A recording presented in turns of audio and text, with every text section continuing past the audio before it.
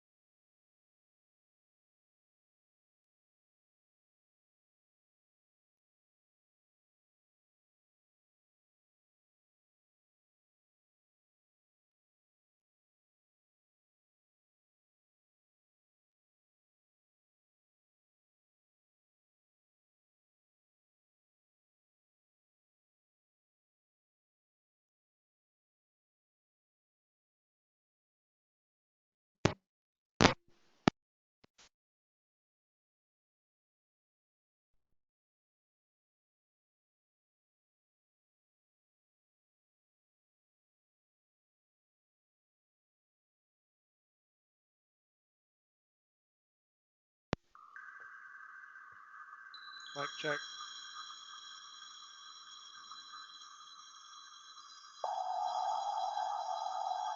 Mic check.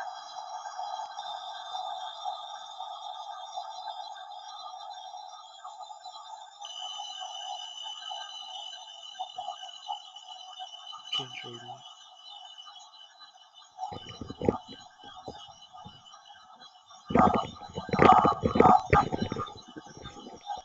One, two.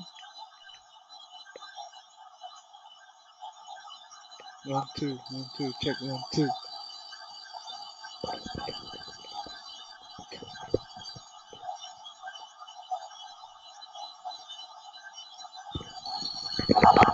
Testing, 1, 2.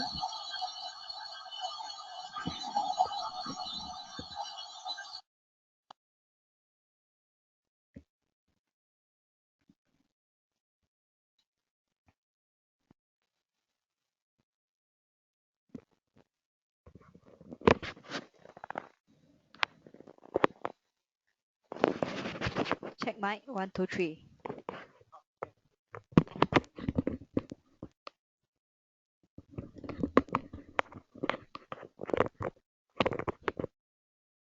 Hi, testing. Okay, thank you. Okay, we sorry for the delay. We're starting the webinar late. Sorry about that. Okay, can actually today's webinar is going to be quite short. Can I direct you all to slide number 8, please? So today, okay, okay, it's a bit soft. I'll try to speak a bit louder. This is Richard speaking. Okay, so today actually is going to be quite a short um, webinar. We are just going to go through some of the results that were released last week that for the companies that are under our coverage. So today we're only going to talk about Comfort Delgro and Cogent Holdings. So for Comfort Delgro, we currently have a reduced rating, target price 297. Last done as of Friday was $3.11. So for the results for ComfortDelGro, actually there were not much surprises. Um, okay, sorry. Okay, I can still see some people giving feedback that is very soft. We'll try to increase the volume. Give me a moment.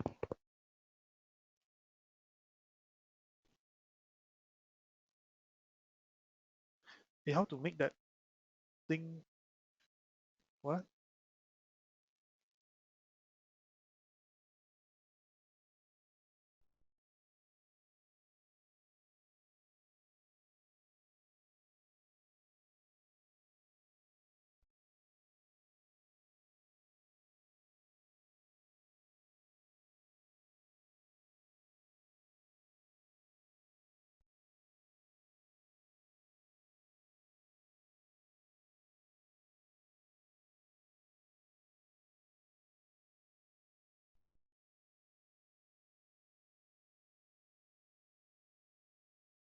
Okay, we have okay, we'll continue now. We just tried to boost the volume.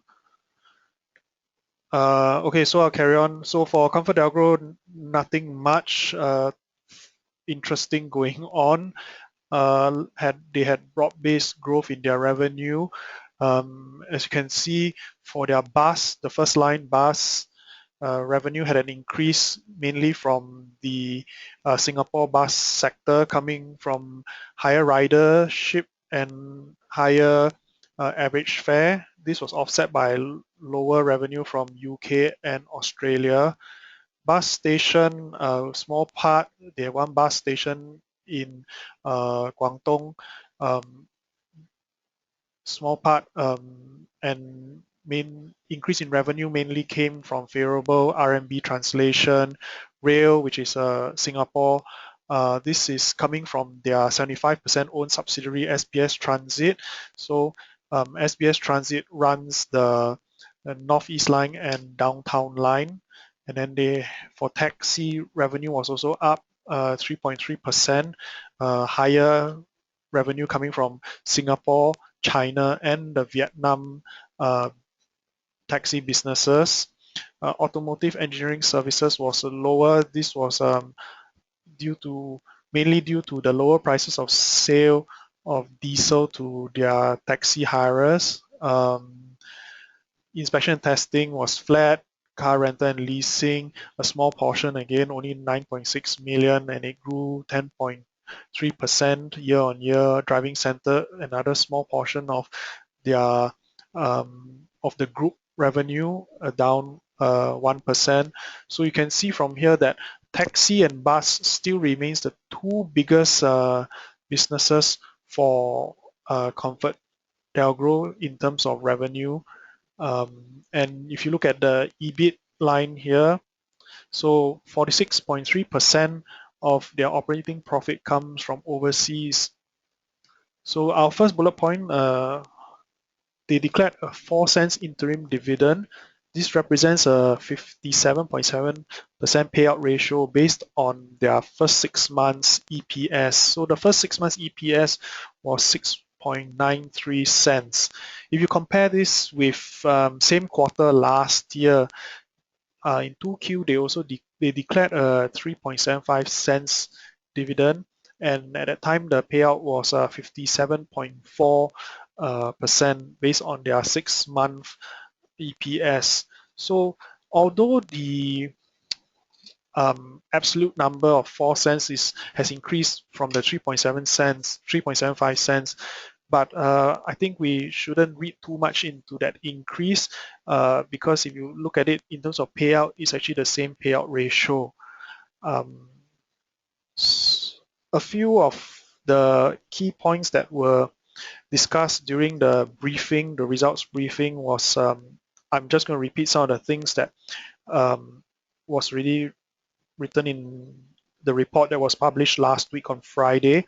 They talked about their bus drivers who, in relation to the new Bulim bus package that will be starting in 2016. So they said that so far the new operator, Tower Transit, hasn't given a new package for the new employment package for the bus drivers from SBS, but SBS is saying that they do have the spare capacity to absorb the drivers who choose not to move over to Tower Transit, because at the current moment they are still short of drivers to run the existing operations. Some drivers are being paid OT pay, so if they have more drivers that remain in SBS, then they can redeploy them to support their existing operations, and they'll all be under the regular pay structure instead of OT pay. For their taxi fleet in Singapore, so they mentioned that they are going to renew their taxi fleet about 2,000 to 3,000 taxis annually. Other thing is rail, so they have incorporated a subsidiary. This subsidiary is so that they can bid to operate London Overground. So this London Overground, the transport for London, which is something like the equivalent of LTA, they have actually pre-approved 4 different bidders to bid for a new contract to operate the London Overground, and ComfortDelGro is one of the shortlisted entities who are eligible to bid for the contract. But this will not have an immediate impact, and immediately, and also there's uncertainty on whether ComfortDelGro will actually win the bid or not. But this should the new contract should be starting at the end of 2016. So that's still quite a long way more to go. The other thing that they spend quite some time discussing about is competition, the so-called perceived competition from Grab Taxi and Uber. So they did spend time to, how should I say, clarify that the business models are different. So for ComfortDelGro, their taxi business, the business model is they own a fleet of taxis, and then they generate revenue by renting it out to taxi hirers. For Grab Taxi is more of a matchmaking service between the taxi hirers, between the taxi and the commuter. And Uber, they are getting these sort of freelance drivers to pick up passengers. So the business model is quite different. And from our perspective, we think that in terms of taxi booking app, it doesn't have much of an impact on ComfortDelGro. I think that for ComfortDelGro, this revenue coming from taxi booking, because they do have a booking, they'll take a small portion of the booking fee, and that actually doesn't really amount to much if you in the context of their whole revenue.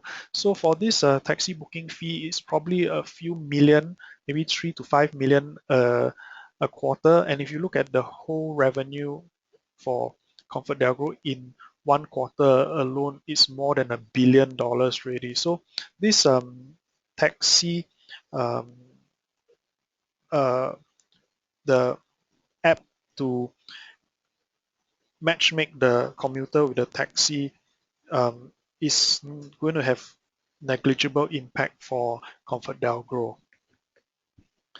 Yeah, okay, so to summarize or to conclude, actually for ComfortDelGro, we can see bus and taxi remains their key businesses. Rail could be their next driver for revenue growth. Moving on, the next company is Cogent Holdings, which announced their results last week on Thursday as well. We have a buy rating, target price 48 cents. It closed at 39.5 cents on Friday. So you can see for revenue actually grew 12.5%. This was driven by their warehousing operations at the integrated logistics hub, their container depot business, and their automotive logistics business. For EBIT grew 43% year on year. Their operating margin improved from 19.5% in 2Q14 to 24.9% in 2Q15. And that flowed down to their bottom line. Net income was up 34.4%. And you can see in the remarks here, net margin improved from 15.3% to 18.3%. So now I'll spend a bit of time to talk about how they reduce their cost. So if you had been following Cogent, you would see that in our initiation report, we said that they would improve their margins as they will stop leasing warehouses. They've built their own logistics hub, and so uh, they would be trading rental expense for depreciation expense instead. So for this quarter, year on year, their rental expense was 13% lower, depreciation was 20% higher. This resulted in a net cost savings of 364,000 in this quarter. And with their margin expansion through cost savings, um, this will result in a higher recurring free cash flow as well. And in this quarter, their total operating expense was $667,000 lower than the same quarter last year. So for Cogent, it's not just a warehouse, but an integrated business. This business has been vertically integrated that captures the entire logistics supply chain from transportation, warehousing, and container depot. So for transportation, that is they own a fleet of trailers and trucks. So these trailers will transport the containers from the port to the warehouse, and after the goods are unloaded, the containers will be stored at a container depot, and then the other way around, when there are goods that have been loaded into the container from the warehouse, then the transportation business segment will transport the laden containers to the port. Warehousing, quite straightforward. So they have a warehouse, they do inventory management for the customer whose goods are stored in the warehouse as well. They do things like forklifting and retrieval of the inventory inside the warehouse. Container depot is just simply a place to store the empty containers, but apart from that, they also do refurbishment and repair of the containers as well. So currently, they are having two plots of land in the Tuas area, which is used for their container depot um, business. But by the end of this year, they should be ceasing the lease on those two pieces of land because now they are developing their own container depot on the roof of their logistics hub. So that again will see another set of cost savings from lower rents. Okay, so we've come to the end of the presentation. We'll take questions now.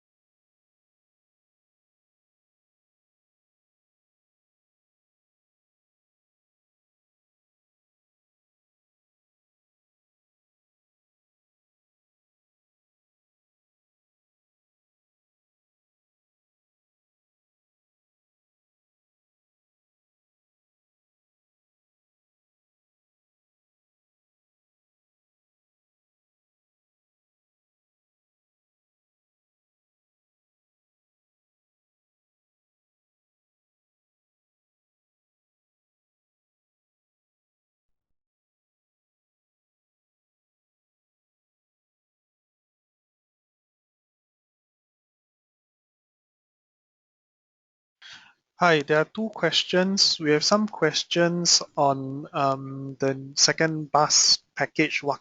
So the questions will be, what kind of margins are they looking at, and how will competitive bidding of bus routes affect ComfortDel grow? So for margins, uh, the the investment community thinks that it would be somewhere between 9 to 12%. This would be in line with what's happening in the London bus as well. The other question about competitive bidding, well, the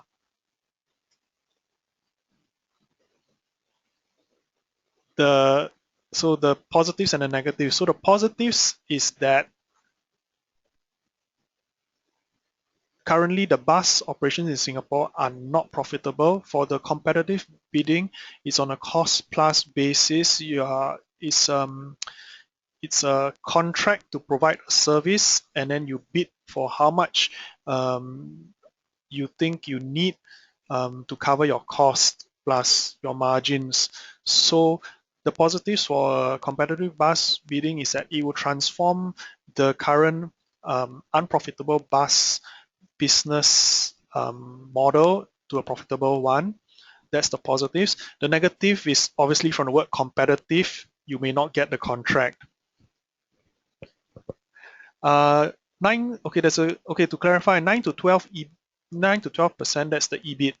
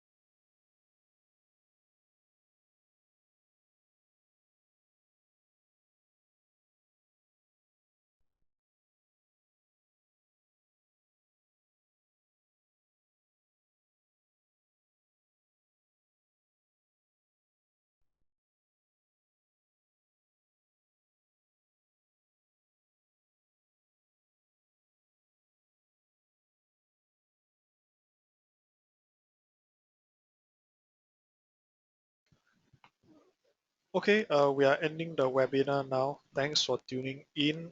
See you all again next week.